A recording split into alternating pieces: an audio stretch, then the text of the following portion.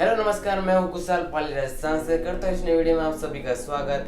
मेरा नाम है कुशाल और आप देख रहे हैं केबीएल पर यूट्यूब चैनल। दोस्तों, हमने पिछली वीडियो में सॉल्व कराया था आदिवासी 12th क्लास के मैथ्स सब्जेक्ट के मॉडल पेपर 2021 के प्रश्न संख्या 1 को, जिसमें 10 सबसे ज्यादा वाले प्रश्न थे। अगर आपने ये वीडियो नहीं देखा तो चैनल पर जाकर इस वीडियो को जरूर देखें। तो इस वीडियो में हम सॉल्व करने वाले हैं प्रश्न संख्या 2 से प्रश्न संख्या 11 तक। दोस्तों, एक एक करके इस प्रश्न को हम बोर्ड पर हल करने वाले हैं। तो बिना किसी देरी के वीडियो करते स्टार्ट। Let's begin.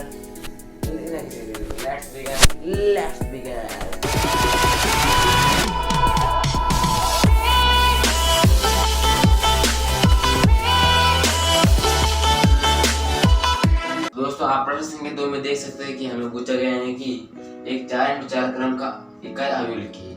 इकाई अवयव उसे कहते हैं जिसके विकर्ण में एक इकाई, जिसके विभव में अवयव एक इकाई हो। जैसे कि यहाँ पर मैं लिख रहा हूँ उसका उत्तर 1 0 0 0 1 0 0 0 0 1 0 0 0 0 1। यहाँ देख सकते हैं इसका क्रम होगा 4x4 और इसके विकर्ण में अवयव इकाई है, तो इसे 4x4 क्रम का इकाई अवयव कहते हैं। तो बढ़ते हैं नेक्स्ट प्रश्न की ओर। तो अगला प्रश्न आप देख सकते हैं अपनी स्क्रीन पर। सारणिक मैं बना देता हूँ।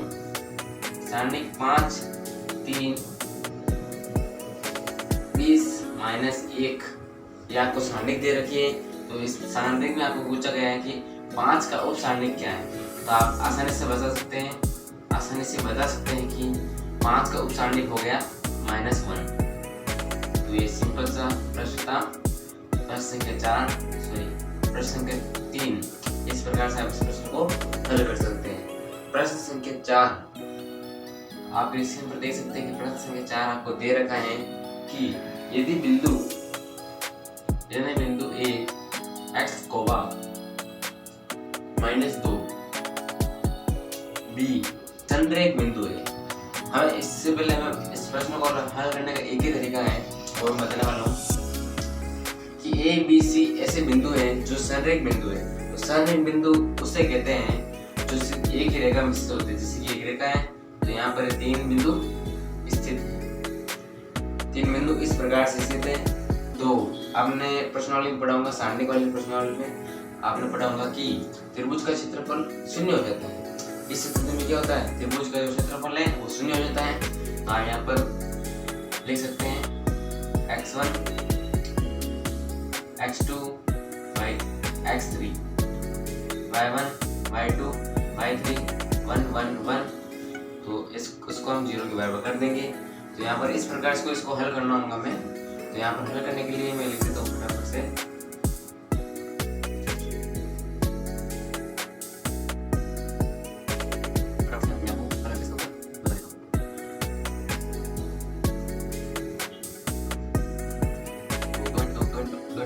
-8 + 2 5 - 8 + 1 5 - 8। यहाँ पर करेंगे 5 यहाँ पर 5 तो यहाँ पर गुणा करेंगे आप तो आ जाएगा 40 - 16 0x 2 में से 8 है 6 माइनस के 2।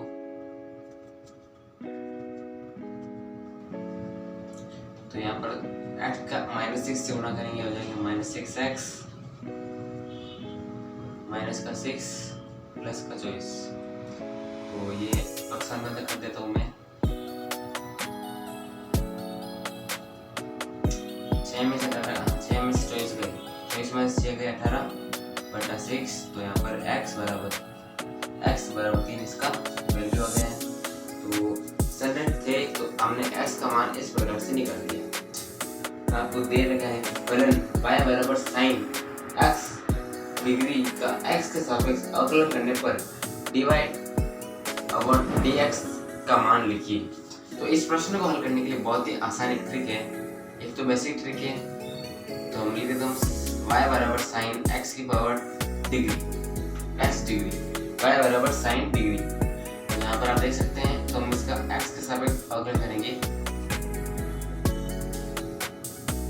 इससे पहले हमें इस x डिग्री को प्रतिस्थापित करना होगा। हम जानते हैं कि 360 डिग्री 2 पाई के बराबर होती है। 1 डिग्री 2 पाई बट्टा 360 डिग्री हो गया। तो 1 डिग्री पाई बट्टा 180 डिग्री भी लिख सकते हैं। तो यहाँ पर मैं मान पुट कर देता हूँ y बराबर साइन, तो 1 डिग्री बराबर पाई बट्टा 180 डिग्री है, तो x डिग्री हो जाएगा हमारे पाई x अपॉन 180। तो यहाँ पर x डिग्री के बराबर हम ये लिख सकते हैं पाई x अपॉन 180। तो इसका मैं x के साथ अवकलन कर देता हूँ, तो y का हो जाएगा dy अपॉन dx। साइन, पहले हम मानते हैं कि साइन थीटा क्या होता है। साइन थीटा का अवकलन होता है cos पाई x अपॉन 180। फिर हम देख सकते हैं कि इसका भी एक बार फिर से अवकलन होगा, तो यहाँ पर x की घात है तो इसका हो जाएगा pi upon 180 dy upon dx हो गया पाई बट्टा 180 को आगे लिख दिया हमने। तो ये cos का cos, तो इसके बराबर हम क्या लिख सकते हैं, इसके बराबर हम लिख सकते हैं x डिग्री। तो इस प्रकार से इस प्रश्न को हल किया जा सकता है। 1 नंबर में आराम से आप इस अंक को प्राप्त कर सकते हैं। तो ये एक विधि है, इस प्रकार से आप प्रश्न संख्या 5 को हल कर सकते हैं। अब बढ़ते हैं अगले प्रश्न की ओर। अगला प्रश्न में दे रखा है आपको, अगला प्रश्न आपको दे रखा है प्रश्न संख्या 6। प्रश्न संख्या 6 समाकलन का सवाल है 1 minus cos 2x 1 plus cos 2x dx। तो इसका हमें समाकलन ज्ञात करना है। समाकलन ज्ञात करने के लिए एक तो बेसिक ट्रिक है, तो यहाँ पर त्रिकोणमितीय सूत्र दे रखे हैं आप सभी को। तो त्रिकोणमितीय सूत्र को हमें प्रतिस्थापित करना होगा। यहाँ पर सूत्र का प्रयोग हम करेंगे 2 sin स्क्वायर x और 1 प्लस cos 2x बराबर होता है 2 cos स्क्वायर x dx। 2 से 2 कट गया, तो ये sin बट्टा cos हो गया हमारे tan स्क्वायर x dx। तो हम जानते हैं कि tan स्क्वायर dx किसके बराबर होता है, तो यहाँ पर लिख देते हैं sec square x minus 1 dx। तो यहाँ तक हमारे सही है। तो अब हम इनका अलग अलग समाकलन करेंगे। तो sec स्क्वायर x का समाकलन होता है tan x और 1 का हो जाएगा x। तो यहाँ पर पीछे समाकलन गुणांक। इस प्रकार से इस प्रश्न को हल कर सकते हैं। तो बहुत ही आसान प्रश्न है, आराम से इस प्रश्न को आप हल कर सकते हैं। अब बढ़ते प्रश्न संख्या 7। तो आपकी स्क्रीन पर दिख रहा होगा कि प्रश्न संख्या क्या है। प्रश्न संख्या 7 क्या है, तो प्रश्न संख्या 7 में आपको दे रखा है x square plus y square बराबर a स्क्वायर। इसको देखकर ही आपको पता चल गया होगा कि ये किसका मानक सूत्र है। तो ये आप देख सकते हैं, ये मानक सूत्र है वृत्त का, सर्कल का मानक सूत्र है। इसमें आपको पता करना होगा किसका क्षेत्रफल पूछा आपको, तो उसकी त्रिज्या पता करनी होगी। तो हम जानते हैं कि यहाँ पर जो a स्क्वायर है, तो त्रिज्या हो गई हमारे a। तो इसका क्षेत्रफल क्या होता है, वर्ग का क्षेत्रफल क्या होता है, पाई आर स्क्वायर। तो यहाँ पर पाई आर स्क्वायर, तो r बराबर क्या है, r बराबर a, तो हम लिख देंगे पाई a स्क्वायर। इसका हो गया क्षेत्रफल। तो बहुत ही आसान सा प्रश्न था, अगर आपको यहाँ आ रहा था तो बहुत बड़ी बात है। अब बढ़ते हैं अगले प्रश्न की ओर। प्रश्न संख्या 8। प्रश्न संख्या 8 में आपको दे रखा है कि यदि एक रेखा के दिक् अनुपात, प्रश्न संख्या 8 आपको दे रखा है यदि एक रेखा के दिक् अनुपात 2 - 1 - 2 है, तो उसकी दिक् कोज्य ज्ञात कीजिए। तो दिक् कोज्य और दिक् अनुपात में क्या संबंध होता है मैं बताता हूँ। L/A M/B N/C इस प्रकार से संबंधित है। तो L का मान यहाँ पर दिक् अनुपात दे रखे हैं हमको, तो दिक् अनुपात होते हैं ABC। तो A का मान हो गया 2, B का मान -1, C का मान -2, C का मान -2। तो L हम ज्ञात करने के लिए सबसे पहले हम L ज्ञात कर देते हैं। L ज्ञात करने के लिए A बट्टा √A square plus B square plus C square. ये हो गया 2, सबको भी आपको मान दे रखे हैं इसको हम इसमें पुट करेंगे तो ये आ जाएगा हमारे 2 का स्क्वायर 4 1 प्लस 4 तो 2/9 2/√9 तो 2 हो जाएगा 3 प्लस माइनस।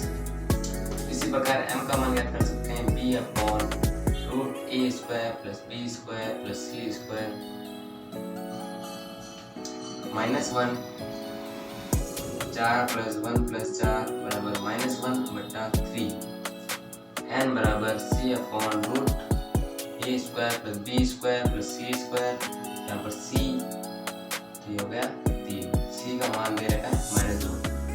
तो यहाँ पर आप ये क्या है, ये दिक्कोचय है। तो इस प्रकार आप दिक्कोचयों के मान ज्ञात कर सकते हैं। तो दिक्कोचय के मान क्या है, 2/3 -1/3 -2/3।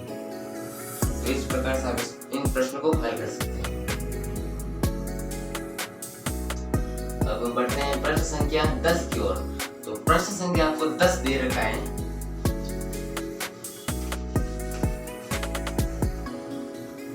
तो प्रश्न संख्या 10 आपको दे रखा है कि अगर dy/dx बराबर अवकल समीकरण dy/dx बराबर sin x माइनस x हो तो y का मान ज्ञात कीजिए। तो y का मान ज्ञात करने के लिए यहाँ पर चर का पृथक करते हैं।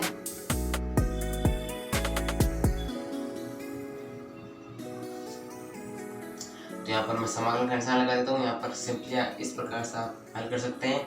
तो y का हो गया dy का हो गया y और sin x का होता है माइनस cos x और माइनस तो x का होता है x²/2 पीछे हमने लगा दिया समाकलन गुणांक। तो इस प्रकार से बहुत ही आसान तरीके से आप प्रश्न संख्या 10 को हल कर सकते हैं। अब बढ़ते हैं अगले प्रश्न की ओर, जो हमारा इस वीडियो का अंतिम प्रश्न है और खंड अ का भी अंतिम प्रश्न है। तो जो दे रखा है प्रश्न संख्या 11 √1/a² प्लस x² dx का मान क्या होता है। तो इसका सिंपली मान होता है 1/a tan inverse x/a plus c। इस प्रकार से आप मान रख सकते हैं। तो इसी के साथ आप इन सभी प्रश्नों को इस प्रकार से आप हल कर सकते हैं। दोस्तों वीडियो को अगर सारे जो PDF है आपको जो मेरे खुद के हाथों से लिखे गए हैं उन प्रश्नों के हल अगर आप उन्हें डाउनलोड करना चाहते हैं तो डिस्क्रिप्शन में प्रोवाइडेड लिंक से आप उन पर क्लिक कर उनको डाउनलोड आसानी से डाउनलोड कर सकते हैं। दोस्तों अगर वीडियो अच्छी लगी तो वीडियो को लाइक कर दीजिए, चैनल पर नए हैं तो सब्सक्राइब कर दीजिए। अगर जो मैंने वीडियो में बताया उसके अगर PDF चाहिए तो डिस्क्रिप्शन बॉक्स में आपको एक लिंक मिलेगा ड्राइव्स का, तो उस पर जाकर क्लिक करेंगे तो मेरे खुद के हैंड राइटिंग के जो नोट्स हैं वो आपको मिल जाएंगे। बाकी अगर आपको कौन से भी टॉपिक या गणित के किसी भी टॉपिक पर वीडियो चाहिए तो कमेंट जरूर करें। दोस्तों बस आज की इस वीडियो में इतना ही, मिलते एक नई वीडियो में, तब तक के लिए जय हिंद, वंदे मातरम, जय हिंद।